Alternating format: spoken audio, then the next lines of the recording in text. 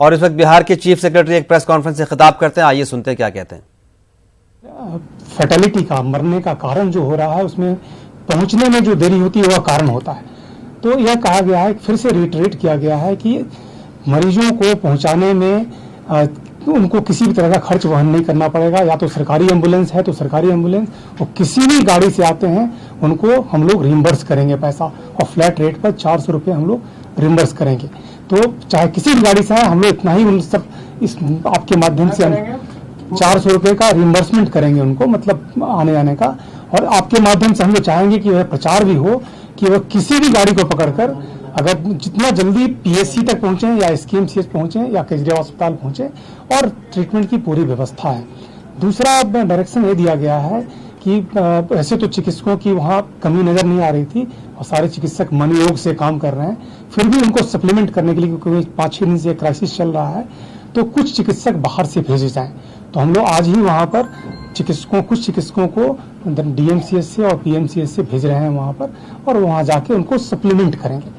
तीसरा हम लोगों ने कहा है, फिर सरकार ने डायरेक्शंस दिया है कि वैसे तो लोगों के बीच प्रचार हो रहा है कि इस बीमारी से किस तरह से सामना किया जाए, ताकि उनको कहा जा रहा है कि बच्चे खाली पेट नहीं सोएं, बच्चे को शाम में जरूर खिलाया जाए और बीमार होने की स्थिति में तुरंत उनको पहुंचाया जाए, ये कहा जा रहा है। फिर भी हम लोगों ने आज डायरेक्शंस दिया है प्रशासन को कि जितने आशा कार्यकर्ता हैं, एएनएम हैं, जितने आंगनबाड़ी के लोग हैं, सबके माध्यम से सभी घरों तक, अगर अभी तक ओआरएस नहीं पहुंचा है तो ओआरएस का घोल पहुंचना चाहिए, और घर अभिभावक को बताना चाहिए कि ओआरएस बहुत महत्वपूर्ण है। शाम में अगर नहीं भी जरूरत लगता है तब भी आप ओआरएस घोल बच्चों को पिला दें, और इस पर ताकि वो अगर उसके कारण हाइपोग्लाइसीमिया होता है, जो शुगर की कमी होती है, वो नहीं होगा। तो एहतियातन ये 3-4 इंस्ट्रक्शंस और दिए गए हैं, मगर मेन जो सभी से बात करने के बाद में जो निष्कर्ष कुछ निकल नहीं पा रहा था कि ये बीमारी का कारण क्या हो सकता है। कुछ लोग कहते हैं ये खाना खाली पेट रहने से हुआ है, कुछ कह रहे हैं कि लीची खाने से हुआ है, कुछ कह रहे हैं कि इन्वायरमेंट के कारण से हुआ है। और जब हम करीब 50-70 बेड्स पर हम लोग गए हैं तो सबके अलग अलग बैकग्राउंड थे। किसी ने कहा कि नहीं खाना खाया इसलिए हुआ है, किसी ने कहा कि धूप में बहुत खेला है, दिन भर धूप में खेला है इसलिए हुआ है। तो ये इस पर कोई सर्टेनिटी नहीं हो रही थी, तो वहाँ चिकित्सकों से भी बात किया गया, जितने चिकित्सक थे, कुछ एम्स से भी गए हैं एक आध चिकित्सक, उनसे भी सबने बात किया हम लोगों ने।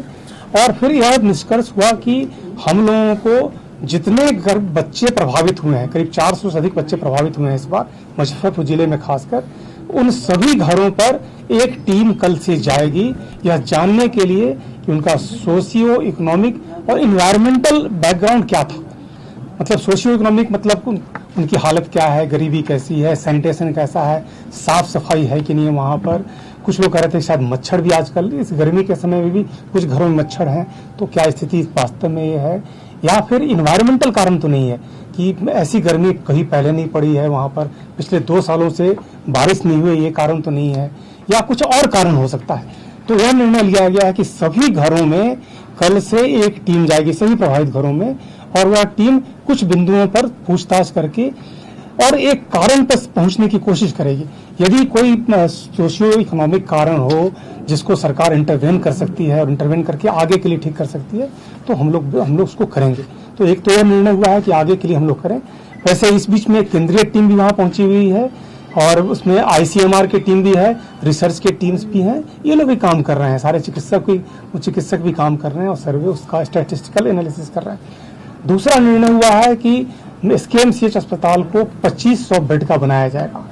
अभी 610 बेड का अस्पताल है, तो 2500 बेड का बनाया जाएगा, और अगले 1 साल में 1500 बेड पर पहुंचाया जाएगा, यानी 900 बेड का एडिशन अगले 1 साल में किया जाएगा, और उसके बाद क्रमशः 2500 बेड तक पहुंचेंगे। तीसरा निर्णय हुआ है भविष्य के लिए है कि उसके 100 बेड का पीडियाट्रिक आईसीयू वहाँ बनेगा। अभी करीब 50 बेड का आईसीयू है, तो हम लोग उसको 100 बेड्स पे ले जाएंगे। और चौथा निर्णय हुआ है कि वहाँ पर एक बड़े धर्मशाला का निर्माण कराया जाए, क्योंकि अभिभावक भी आते हैं, बहुत सारे आते हैं, तो वहाँ रहने की कोई खास व्यवस्था नहीं है, तो एक धर्मशाला का निर्माण कराया जाए।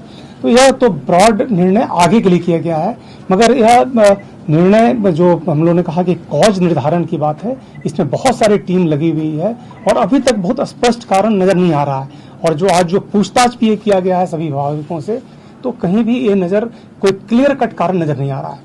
कुछ लोग जैसे दिन में ही बच्चे बीमार पड़े हैं, तो दिन में भी खाना खाया है, सुबह भी खाना खाया है, और शाम में 5 बजे बीमार पड़ा है। तो और कुछ है कि सुबह मॉर्निंग में बीमार पड़ा है।